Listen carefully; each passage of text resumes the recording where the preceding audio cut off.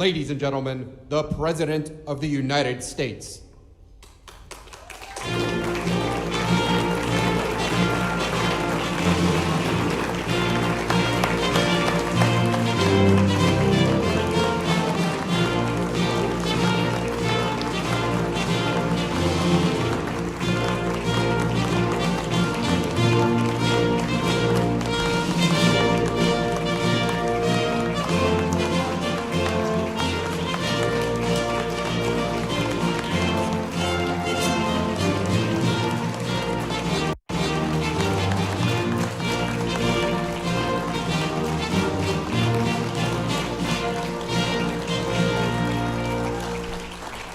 Thank you very much. Please, please.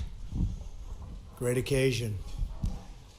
I want to welcome everyone to the White House. We're here today to announce a vital new action that we're taking to help former inmates find a job, live a crime-free life, and succeed beyond their wildest dreams.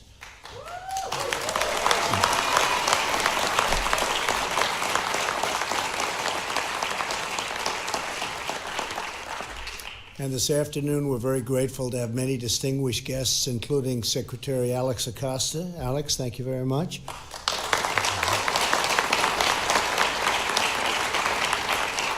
Governor Phil Bryant. Thank you, Phil, very much, very much.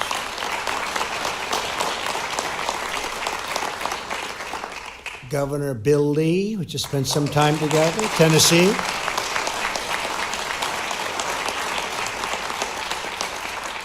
And I have to say, my administration is focused on lifting up all Americans, and that's exactly what we're doing with this. As part of our Working Families agenda, we've expanded apprenticeships and job training. We've delivered historic tax cuts, the biggest ever in the history of our country, and regulatory reform, and we've increased access to affordable health care and child care. So it's been really important. Thank you.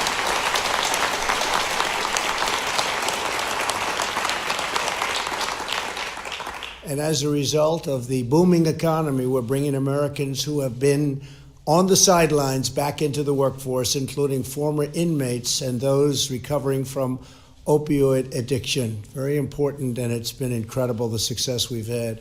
Since the election, we've created 6 million new jobs. We've added more than 1 million new jobs in manufacturing, construction, and steel alone, and everyone said that was going to be an impossibility to do, manufacturing jobs. African American, Hispanic American, and Asian American unemployment have reached the lowest levels and the lowest rates in the history of our country. It's been an incredible situation. Our policies are rebuilding lives, rebuilding families, and rebuilding communities. To realize America's full potential, we must unlock the talents of every single citizen. We want to lift every American family out of poverty and into a future of hope and opportunity. In December of last year, I signed into law groundbreaking and historic reform to our criminal justice system, the First Step Act.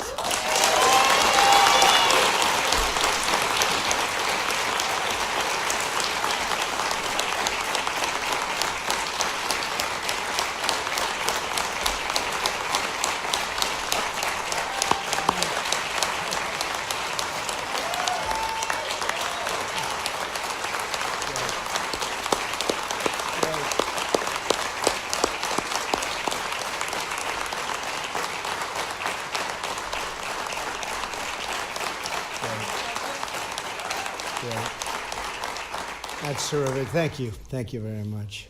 I think you like it.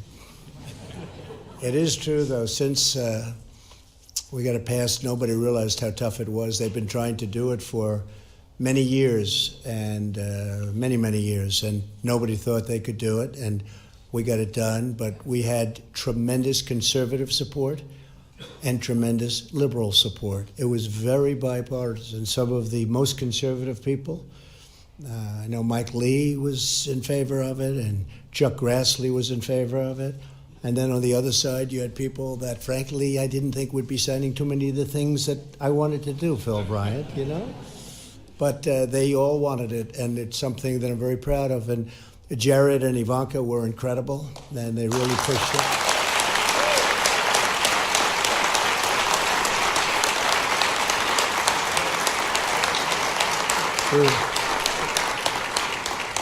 And I think they were being pushed a little bit also by Kim Kardashian. She's right here. So thank you, Kim. And Kanye, thank you. Since its passage, more than a dozen states have advanced similar reforms at the state level. Now we must make sure that the Americans returning from prison get a true second chance, right?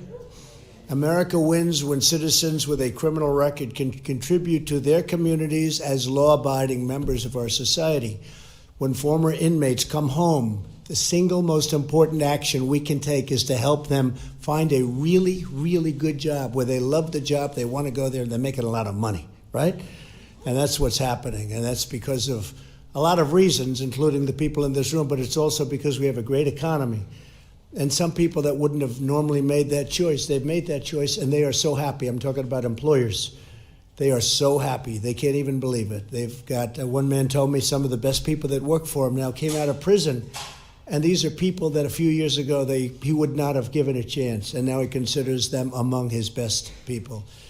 Too often, former inmates are not considered for jobs, even if they're qualified, rehabilitated, and ready to work. And that's why we're taking crucial steps to encourage business to expand second chance hiring practices.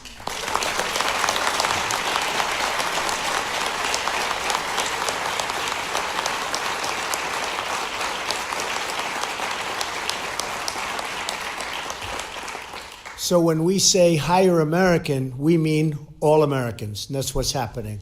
First time probably ever.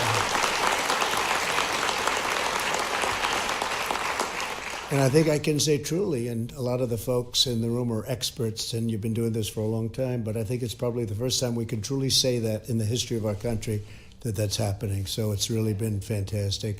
The unemployment rate for former inmates is up to 5 times higher than the national average.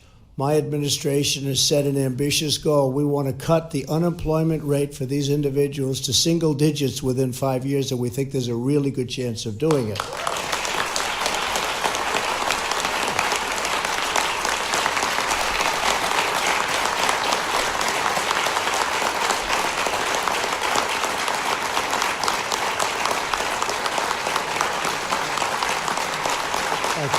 Thank you. Second chance hiring is about safer communities, a stronger workforce, and a thriving economy.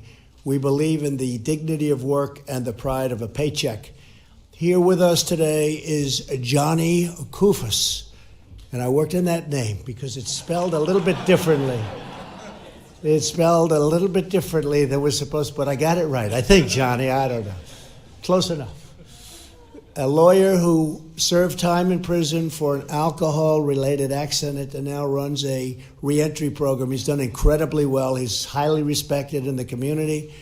He's a tremendous guy. And John, maybe you could come up and say a few words, please. Okay.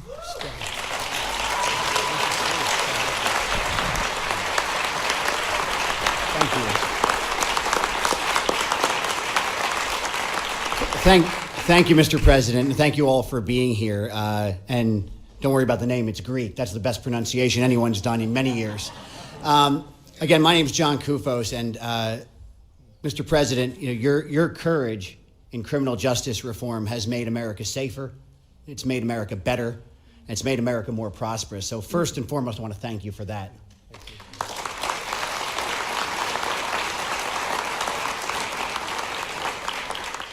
We're in June 12th, I think, 2019 today, and in June 12th, 2013, I was in prison. I had hurt someone. My alcoholism, I caused a car accident in my alcoholism, driving drunk. And thank the Lord I didn't kill that person, Mr. President. And when I was in prison, and here I was, this trial lawyer from New Jersey, nobody asked me for money, which was really a surprise in prison. But nearly everybody asked me for a job. Everyone wanted a job to avoid crime, to reunify with their families, to pay child support. And I never forgot that. And as my journey towards sobriety took shape, I was blessed with people like the folks in this room who gave me that second chance to contribute. And I would go on to build a very large reentry program in New Jersey.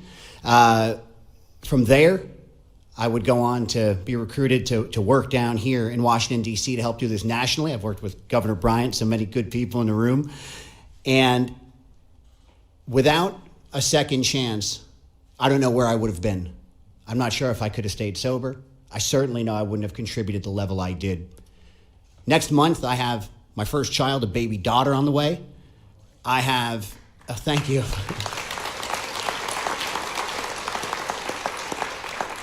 I'm married, and I have the ability to be standing here with you, Mr. President. Thank you for taking on criminal justice reform. Folks, this is the public safety issue of our time. This is a justice issue of our time. This is a civil rights issue of our time. And this is a prosperity issue of our time. And Mr. President, thanks to you, it's all of our time. God bless you.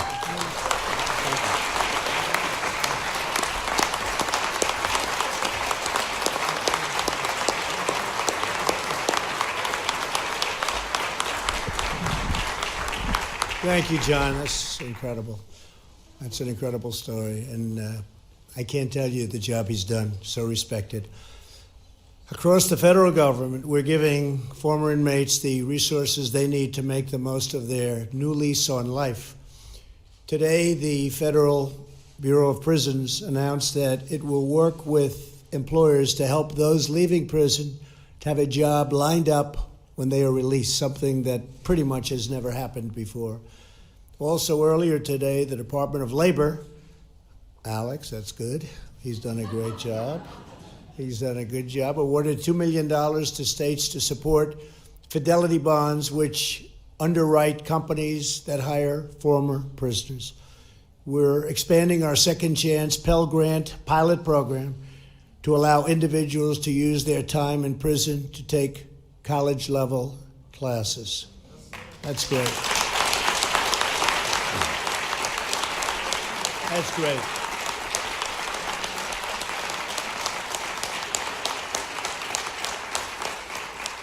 That's great.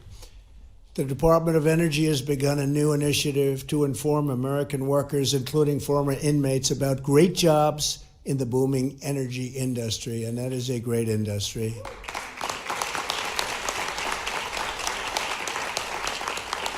And just in case you didn't hear me say this before, we've now become the #1 energy producer by far in the world. We're topping Saudi Arabia and we're topping Russia. Our administration is also working to allow rehabilitated citizens with a criminal record to apply for both federal government jobs and affordable housing, something they were unable to do before.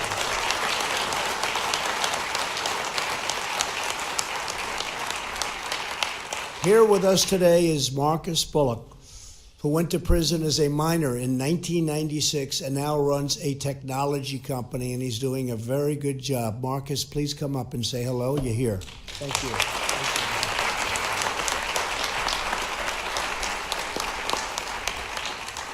Thank you so much, Mr. President. When I was in cell C12, I never thought that I would be standing here on this podium, so I'm going to suck all of this moment up while I'm standing right here. Thank you. Thank you. Thank you. Thank you. Thank you so much. When I was 15 years old, I made one of the worst mistakes of my life, and it landed me in front of a judge listening to him sentence me to 8 years in adult maximum security prisons. I grew up in a prison cell, and I'll tell you, that was some of the darkest times of my life.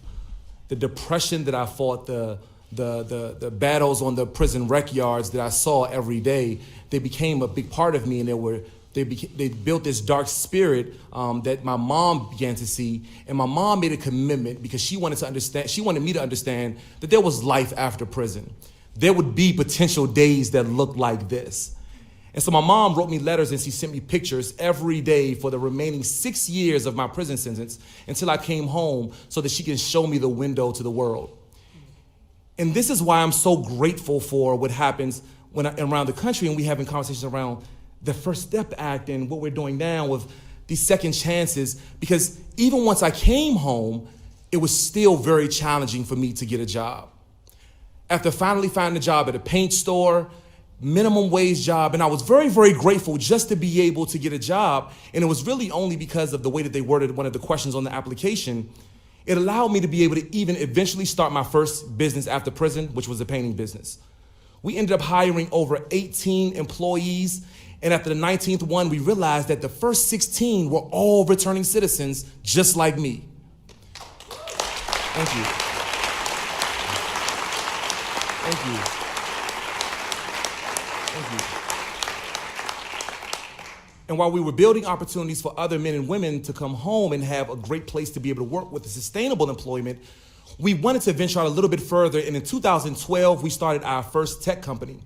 That tech company, Flickshop, is now a venture-backed company that connects families back to their incarcerated loved ones the same way that my mom wrote me letters and pictures when I was in prison. We've connected over 140,000 families around the country, and I'm so grateful because the resources that are flowing back into these prison cells using our tech is building the next generation of entrepreneurs, leaders, business executives like me, and great employees at some of you all's incredible companies. I'm so grateful to be a small part of the solution because we do understand that this crisis is huge. But with you guys' leadership, I feel very, very optimistic about the future of employment. Thank you.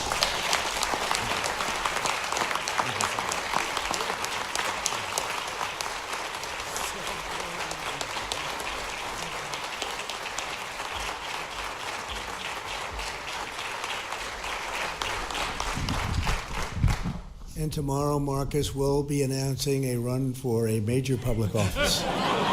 Good job. Huh? You guys, great job. Thank you both very much. Really fantastic. Today, we're also joined by many employers who are hiring former inmates and helping us build the strongest economy on earth. We have some very successful people in this room, and we appreciate it all very much. Thank you very much. Great job.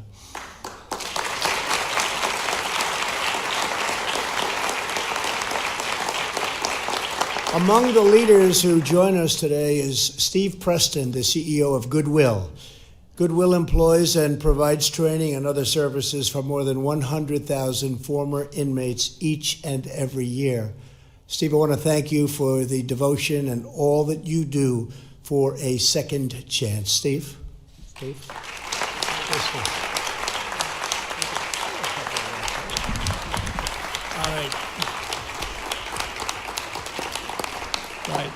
Well, thank you very much, Mr. President, for your leadership in the First Step Act, and for working with Congress to pass this in a bipartisan fashion. That just sounds great, doesn't it? Yeah, it really does. Because we know that it's not an issue of one side of the aisle or the other. It's an issue for the entire country. And now we all get to work together to ensure that we truly give people who are coming back home a real second chance. You know, we all know about high recidivism rates, but it does not have to be that way. I know, because as the President said, last year alone, Goodwill worked with over 100,000 second chance individuals. And with the right kind of support, those recidivism rates plummet, and in their place come high success rates. So we need to provide support for people to get back on their feet, to stabilize their lives, and so importantly, to find meaningful employment, because it's the promise of that job that often cements the path forward to a sustainable life. And the small investment we make to do that has a return many times over.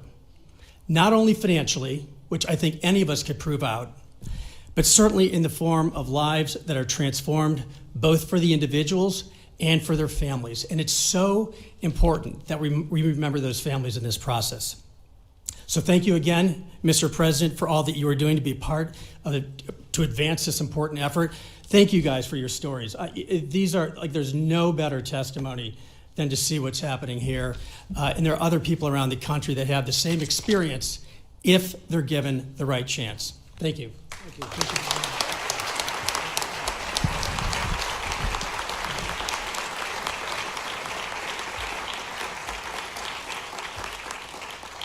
And I thought maybe I'd just take a moment. So at the White House, and been with me now 3.5 years before I won, before the election, is a person, a friend, a woman, a great, magnificent person, actually, named Sarah Huckabee Sanders.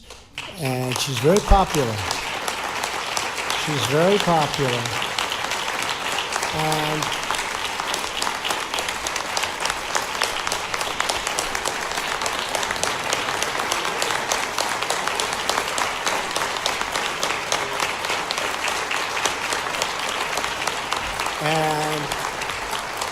she's done an incredible job. We've been through a lot together, and she's tough, but she's good. You know, you also have tough and bad, right? She's tough and she's good. She's great. And she's going to be leaving the service of her country, and she is going to be going, I guess you could say private sector, but I hope she's going to, she comes from a great state, Arkansas. That was a state I won by a lot, so I like it, right?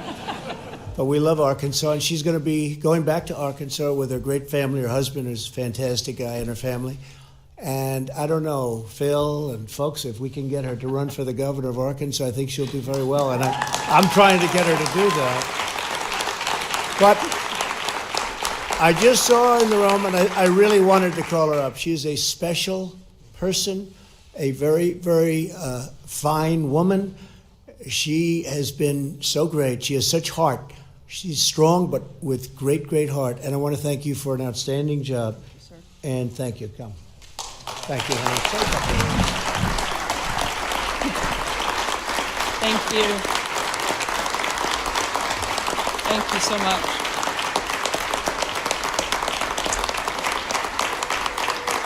I'll try not to get emotional because I know that crying can make us look weak sometimes, right? This has been the honor of a lifetime, the opportunity of a lifetime. I couldn't be prouder to have had the opportunity to serve my country, and particularly to work for this president. He has accomplished so much in these 2.5 years, and it's truly been something I will treasure forever. It's one of the greatest jobs I could ever have. I've loved every minute, even the hard minutes. I have loved it. I love the president. I love the team that I've had the opportunity to work for. The president is surrounded by some of the most incredible and most talented people you could ever imagine. And it's truly the most special experience. The only one I can think of that might top it just a little bit is the fact that I'm a mom. I have 3 amazing kids, and I'm going to spend a little more time with them. And in the meantime, I'm going to continue to be one of the most outspoken and loyal supporters of the president and his agenda. And I know he's going to have an incredible 6 more years and get a whole lot more done, like what we're here to celebrate today. And I don't want to take away from that. So I certainly want to get back to the tremendous thing that the people behind me have done. And thank you so much, Mr. President. It's truly an honor.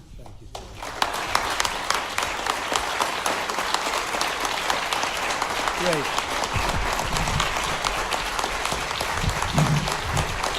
Great person. Great person. Thank you, Sarah. Great. She's a warrior. You guys know what warriors are, right? Yeah, you're warriors. We're all warriors. We have no choice. We have to be warriors in this world, but she is a warrior. Thank you, Sarah, very much. We're also glad to have with us the president of the Society for Human Resource Management, Johnny Taylor. And where's Johnny? Where's Johnny? Come here, Johnny. And this guy is some guy and some athlete, that I can tell you. So maybe you could just talk a little bit about what we're doing and how well you're doing with it. Right? Thank you, Johnny. Thank you.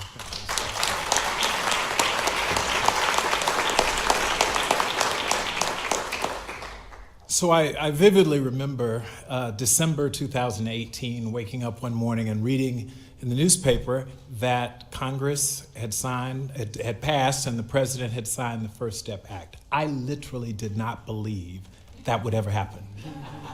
And I mean, so much so that I got up and said, I can't believe it. Like, he said he'd do it, but I didn't think it would happen. And here we were. And I realized there were so many people who had worked behind the scenes, people like Mark Holden, who's here in the room from Koch Industries. So many of you had worked to make this a reality. And the first thing I thought was, what can I do as an American to do my part in this?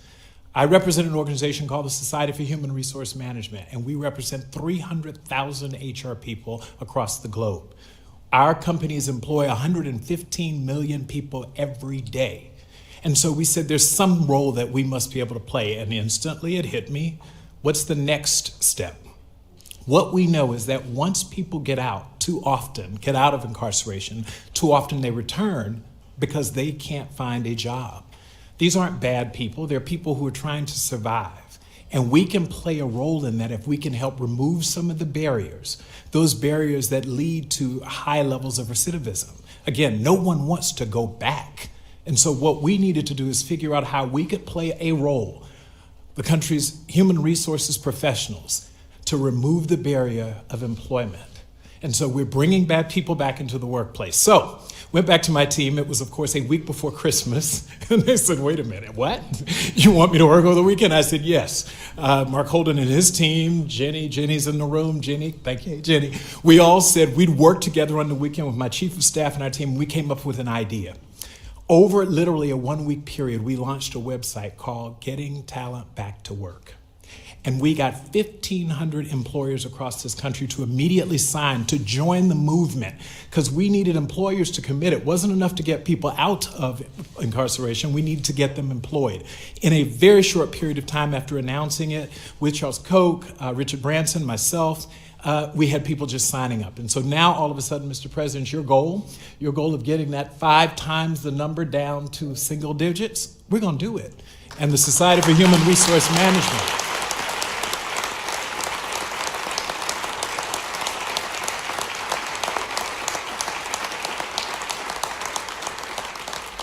SHRM and our 300,000 members are committed. We're going to play our role. We're going to be warriors to get these warriors back to work. Thank you. God bless you all. Thank you, Johnny. You'll do it, too.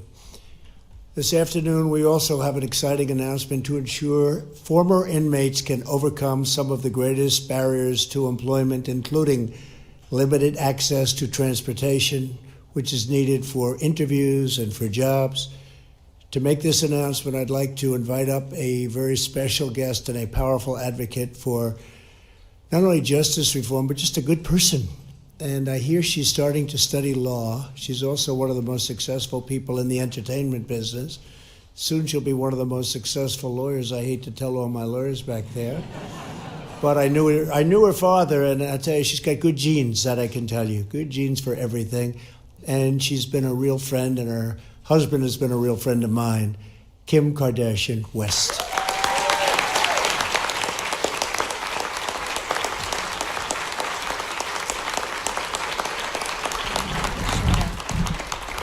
Hi. It really is such an honor to be here today, so thank you.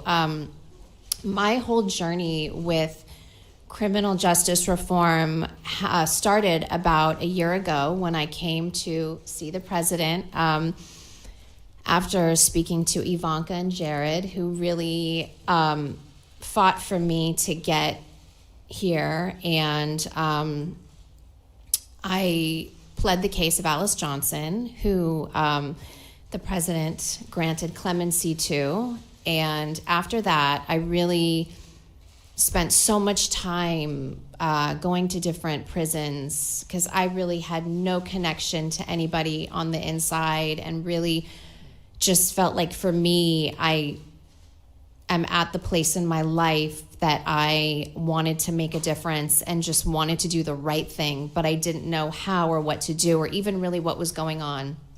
And so after going to visit so many different prisons and really sitting down with lifers, with every situation you can possibly imagine, my heart just completely opened up and I wanted to do more.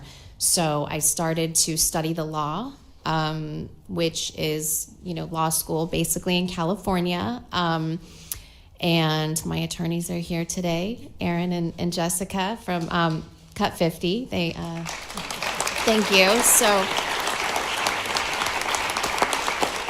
the best part of it is I learned so much that I don't even know if, I don't want to speak for anybody in law school, but I learned so much just basically working on memos and being the assistant to them while the First Step Act was happening, and like learning how you get bills passed and working on it from the ground up. So to get the president's support and to see it come to fruition was magic. And the one thing that I just realized that needed so much support that I'm happy to help and be supportive where I can was the re-entry of people coming home and seeing the lack of support that really existed, whether it's housing or the amount of letters that I get with people just needing transportation to job interviews, to jobs. These people want to work. They want the best outcome. And I'm so happy to be here today amongst people that want the same thing and that really believe in supporting their reentry. So I'm so happy to announce today that we have a ride share partnership where formerly incarcerated people will be gifted gift cards so that they can get rides to and from job interviews, to and from jobs, family members, and that is so important, so needed. And I just want to thank the president for really standing behind this issue and seeing the compassion that he's had for criminal justice has been really remarkable. So I just want to thank all of the organizations that are, partnering with everything that's going on and really being supportive, because it really does mean a lot to so many people that I've had the pleasure to speak to. And I think the ultimate goal is everyone wants the community to be safe, and the more opportunity we have and that they have and the support that we help give them, the safer everyone will be, and the recidivism rate will be continue to just get lower. And so I'm just thankful to everyone here that's in support and so proud of this partnership with the Rideshare organization. So thank you.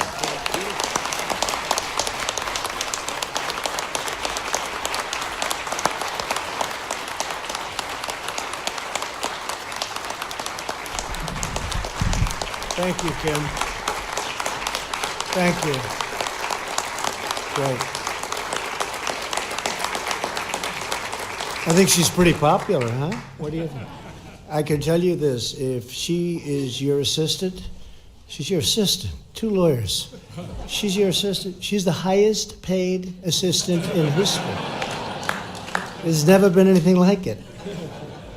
Anyway, thank you, Kim. That was beautiful. I want to also just welcome here a couple of friends, and they've been really incredible to me. Pastor Darrell Scott, just stand up. He is something.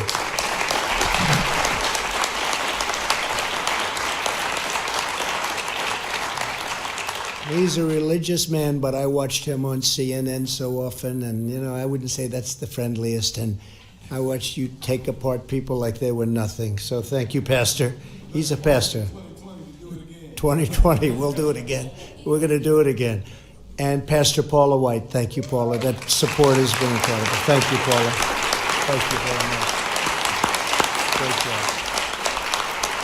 Right from the beginning, both of them. In every action we take, we are revitalizing our cities, restoring hope to our communities, and uniting citizens all across our country. We're helping families grow their incomes and attend the schools of their choice, earn a great living, and have a truly rewarding career. We want to ensure that every American is prepared for the jobs of today and for the industries of tomorrow, and together we're expanding the blessings of America for every citizen from every background, from every community, and every walk of life. We are breaking down old barriers, tearing down yesterday's obstacles, and replacing the failures of the past with the bright and limitless future. That's what we have going. It's a limitless future. So many people in this room and so many people outside of this room, they're given a second and in some cases a third chance, in all fairness. And I will say they are really, really producing. It's a great thing to watch. You know all about it, and you know about it very well. And thank you. Thank you, Mr. President. We really appreciate you being here. And we'll not stop until everyone in our national family can achieve their own beautiful American dream. Want to thank everybody for being here. God bless you. God bless America. Very much appreciated. Thank you all very much.